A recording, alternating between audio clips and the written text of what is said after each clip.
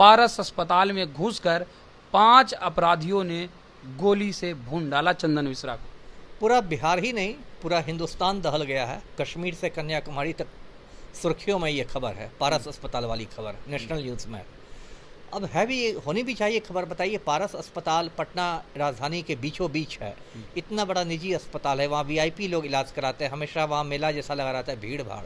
वहाँ दिन दहाड़े 5 हत्यारे गए, कमरा नंबर 209 में उन्होंने चंदन मिश्रा का खून कर दिया। आपने वीडियो फुटेज देखा होगा सीसीटीवी पर, इतने आराम से गए, लगा कि पार्क में टहल रहे हों।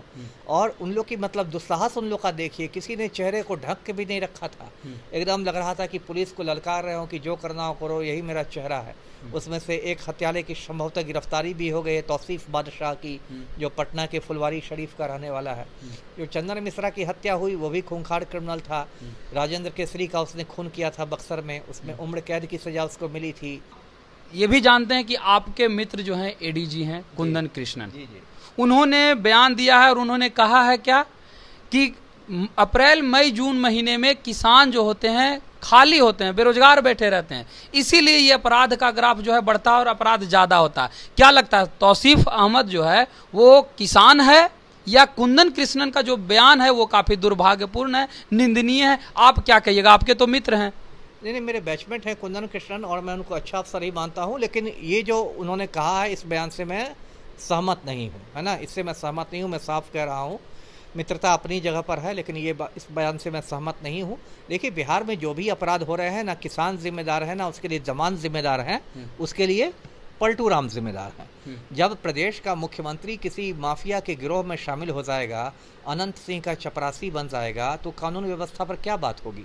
आज की ये स्थिति है कि अनंत सिंह मुझ पर ताव देते हुए जाता है मुख्यमंत्री आवास, एक अणे मार्ग, मुख्यमंत्री को हुक्म देता है कि नीतीशवा खैनी बनावा, है ना, और माननीय मुख्यमंत्री अपने कर कमलों से खैनी बनाते हैं और माफिया सरगना को पेश करते हैं। तो ऐसी स्थिति में बिहार में क्राइम नहीं बढ़ेगा तो क्या बढ़ेगा।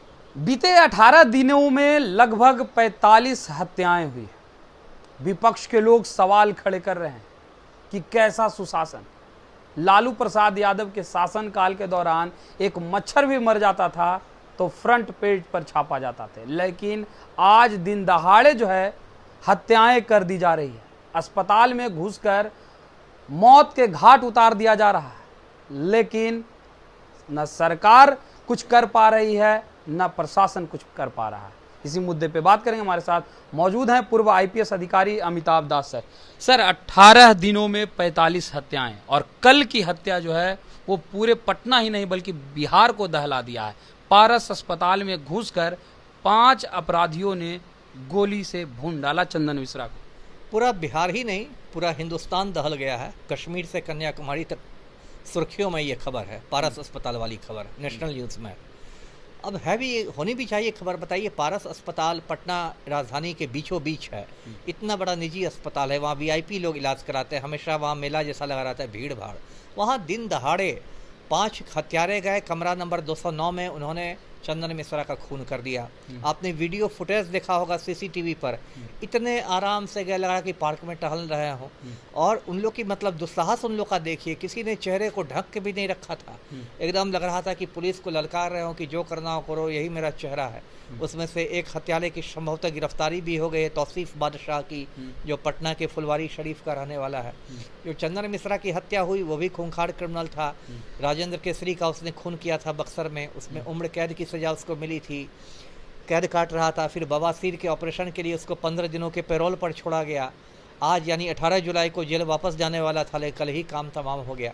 मामला ये नहीं है कि चंदन मिश्रा अपराधी था कि साधु था, वो मामला नहीं है। मामला ये है कि अपराधियों का मनोबल कितना बढ़ गया है। अभी देखिए, पिछले 15 दिनों में ये पटना रात में तीसरी हाई प्रोफाइल हत्या। बिल्कुल 4 जुलाई को देखिए गोपाल खेमका की हत्या हुई। उसके बाद देखिए रानी तालाब में एक बालू माफिया की हत्या हुई। रमाकांत यादव की बगीचे में टहल रहा था, अब चंदन मिश्रा को ठोक दिया गया। और हर बार इसके बाद वही घिसी पिटी बातें आती है। पलटू राम कहेंगे कि हम ना किसी को फंसाते हैं, हम ना किसी को बचाते हैं। 2 डिप्टी सीएम बैठे हुए हैं। सम्राट चौधरी बोलेंगे कि जो अपराधी करेगा उसका हम पिंडदान कर देंगे गया में। विजय सिन्हा बुलडोजर और इनकाउंटर क्या क्या बोलने, यूपी मॉडल करने लगेंगे। वही घिसी पिटी बातें होती और फिर वही कोई बड़ा कांड हो जाता लेकिन है। ललन सिंह जो हैं केंद्रीय मंत्री, उन्होंने बयान दिया, उन्होंने कहा है कि मेरे बगल में ये व्यक्ति बैठे हुए हैं, ये हमको मार दें, हम इनको मार दें, तो ये अपराध नहीं है, ये मतलब हत्या नहीं कहा जा सकता, इसको आपसी रंजिश में छोटा मोटा घटना कहा जा सकता अब है। देखिए मैं क्या कहूँ, ललन सिंह एक शर्म निरपेक्ष नेता है। मैं तो धर्म निरपेक्ष हूँ, ललन सिंह शर्म निरपेक्ष है। शर्म हया का त्याग करके, लज्जा का त्याग करके ये सब बात बोलते हैं। यही हत्या यदि लालू के ज़माने में हुई होती ना, तो भी ललन बाबू डाक बंगला चौराहा पर भांगड़ा कर रहे होते, है ना, और जंगल राज की बात कर रहे होते। लेकिन अभी ये बात बना रहे हैं कि ये नहीं हुआ तो वो नहीं हुआ। अरे सब जानते हैं कि ललन सिंह खुद अपराधियों की मदद से चुनाव जीत के आए हैं।